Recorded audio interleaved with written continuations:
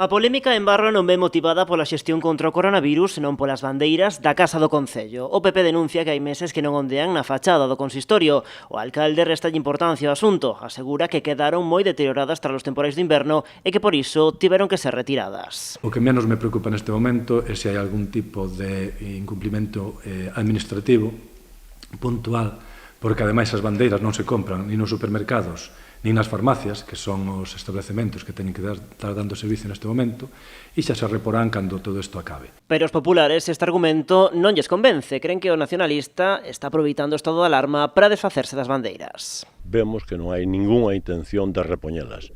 Diránnos que foi para cambialas, para lavalas, para repoñelas, pero as bandeiras estaban perfectamente en condicións e, desde logo, sobre todo a bandeira de España, antes de retirala dun edificio público, hai que ter outra para repoñela.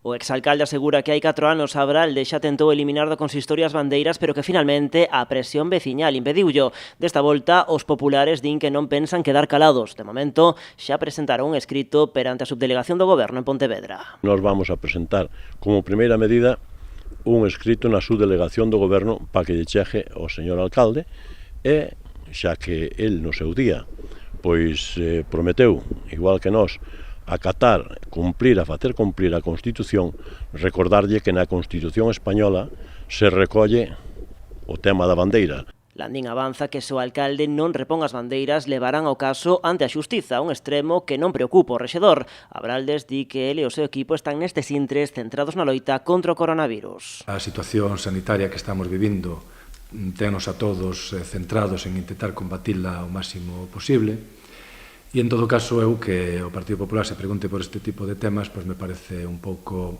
fora de lugar ou un pouco extraño, e ven a decirnos claramente o que representa o Partido Popular cando está na oposición, non? Uns esforzos que pros populares deixan moito que desexar, aseguran que o Concello non está tomando medidas suficientes contra o COVID-19.